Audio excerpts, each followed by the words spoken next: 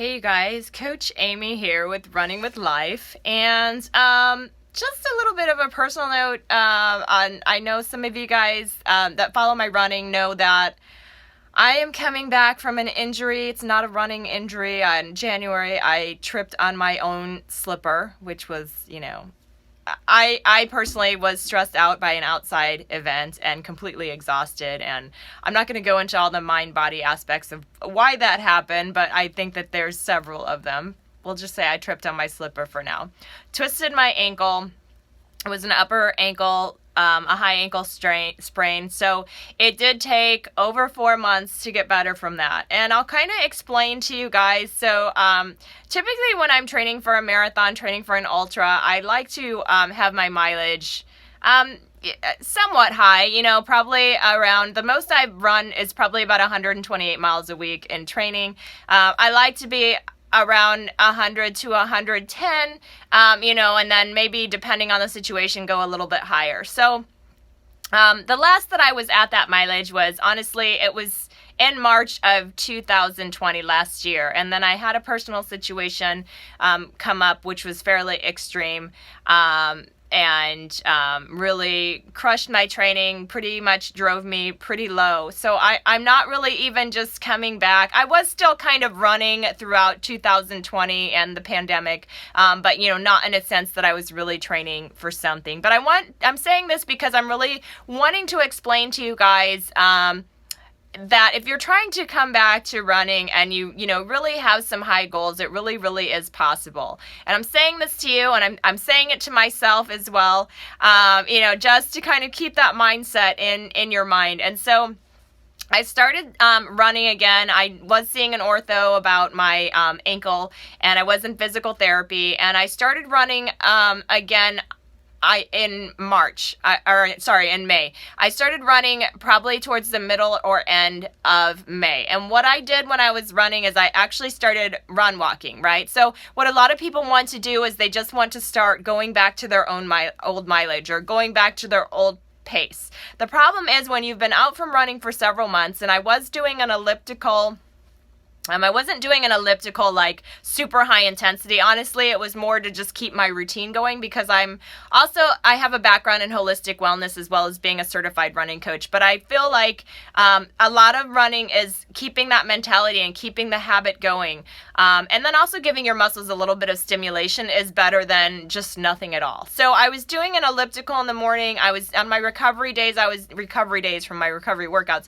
I was doing a spin bike at very little resistance, but we found that the elliptical, even though it wasn't hurting my ankle, it wasn't helping it get better. So I actually had to then stop doing the elliptical. I was just doing the spin bike at low resistance. When the weather got nicer, I actually just started working out in the garden and the lawn, kind of as my cross training, with the intent that the uneven surfaces would kind of help strengthen my ankle because it was at the point that it could start to take it. So in May, I started doing walk running. Literally, the first time was on a treadmill. I went 5 minutes only of 1 minute running and 1 minute walking, and then seeing how that would be the next day. And then, every day I would kind of add a few minutes onto that pattern. I did that until I got to, I want to say, about 40 minutes of the 1 and 1 pattern. And then I went and started to backfill that. So I started then doing, say 1.5 minutes to 1 minute of walking. And so then I was building that up and then building up more time until I got to about, I'd say an hour to an hour and 10 minutes in that way, and continued to add time to the running and then decreasing the time on the recoveries. Right now I go about 1.25 miles and then I take a 15-second recovery. And you would think, like, what is that 15-second recovery doing? Like, why are you even doing that? Really, number one, because it's hot outside. But the other thing is that it really allows me to kind of, for lack of a better word, kind of cool off that area. It doesn't really hurt. It is still tight. Certain movements do still bother it. But it also kind of gives me a chance to tune in to how I'm doing and how my body is responding to the run. And I think that's very important when you're coming back from injury, because a lot of times we can get caught up in the run and that it feels so good to run again that we're not tuning into how our body is feeling or how that injured part is is receiving the exercise. And, you know, a lot of times it will kind of ache or feel funny or a little bit weak, you know, because part of it is we haven't been using that. We haven't really been working that muscle. So some of it's normal. You know, again, really check with your doctor and make sure you know, like, you know, how much is normal for you. You know, and if the pain becomes chronic or does get worse, you know, you're going to need to check in and maybe follow a different plan or, you know, kind of cut back or come back more gradually. The other thing that I do that I really recommend is I started running, and the trails here, I'm kind of lucky. They're soft, they're dirt. So I usually, if I'm coming back from something or the off season, where sometimes in the off season I do a lot of cross country skiing, I will start on trails. Trails have a softer surface. A treadmill, I know a lot of people hate treadmills, but treadmills have a softer surface. They've got no uneven, you know, places where you could retwist your ankle, which is very common after a twisted ankle. And then, you know, after I did that, I went on a trail, and I'm a really familiar trail and ultra runner as well. So trails I wouldn't suggest it if you're brand new to trail and you're not familiar with trail. You know, maybe you want to try a dirt road or something with a flat surface, but that's not as hard as the road. And then gradually bring the road back in. The road is very, very hard, and it has a lot more impact on your bones and joints. And this is anytime you change the surface, you want to kind of reintegrate the road again. So I've been reintegrating the road, and, you know, I'm doing an intro to trail program for a bunch of runners, and I'm actually using their program as my recovery runs now, a couple of times a week. And so gradually I am coming back. I'm, you know, not super far, but, you know, I am able to run about 7.5 miles now. But the key really to coming back is doing this very gradually and really adjusting to what your body wants. And I always say, you know, my next marathon is going to be my last marathon, then I'm going to retire to ultra running. But I just, it's irritating because I do still have a marathon goal, and that is probably going to be my key goal. It is my key goal. But it won't be until later this year. It won't be until I rebuild my mileage. My plan is to rebuild my mileage until at least around 80 miles a week, and then also recondition my body as far as my strength, as far as my core.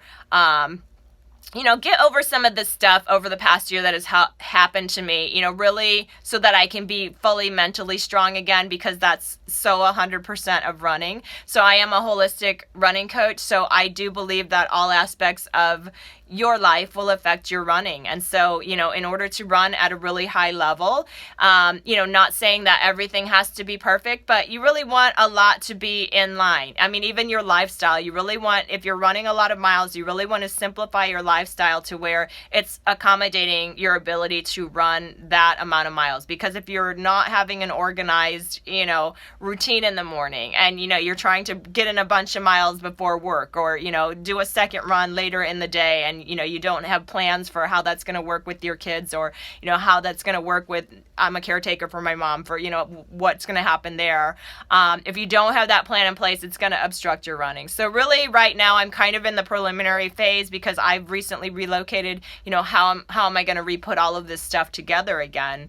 You know, but it's a process. It's definitely a process. And you know, I haven't been injured from running in probably at least 7 years. And the 4 months I had to take off for this injury where I tripped on my slipper has been the most time I've had to take off running in probably a decade, maybe even longer, you know, despite running that many miles a week, you know, because I tend to be a very, you know, I don't believe in real high jumps, you know, in mileage, or, you know, all of a sudden coming out of winter and not having run and busting out, you know, a 20 or 22 mile long run like some people do. I do believe in a very gradual adaptation. So it's not the most exciting thing to watch. You know, it's not, you know, all of a sudden I'm running 100 miles and, you know, getting all the likes on social media and woo, you're awesome. But I do believe in slow, gradual progress, and with that you will see results. So, you know, again, another thing that I really caution when people are coming back, right? I'm not looking at my pace. I'm just not even looking at my pace. I'm just running by intensity. A very, very easy, a very comfortable intensity, you know, especially since it's hot outside. You really don't want to, try and compare yourself to where you were before. And it's not like a negative. It's not like you can't get there again. But at the same time, you really want to focus on healing your body and re-strengthening your body, knowing that you'll get back there, or even better, and keeping that in your mindset, versus kind of, forcing yourself into that pattern or forcing yourself to run that pace, which then you're going to be running at too high of an intensity, really, to rebuild your aerobic base, which I'll talk about in, another video, but really to rebuild your endurance. And so, again, just kind of take it easy on yourself, and, just enjoy the process. Enjoy the first time that I was able to go out for a trail run again, and this is also due to the outside situation that was kind of stopping me from running for a while. I was I was so happy. This is Toto the cat.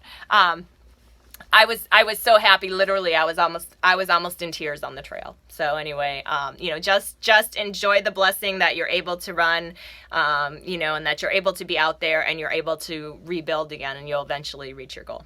All right, this is Coach Amie, and I'll be posting some more videos with some more training tips soon, and I'll keep you guys updated on my progress as I go along. All right, have a great day.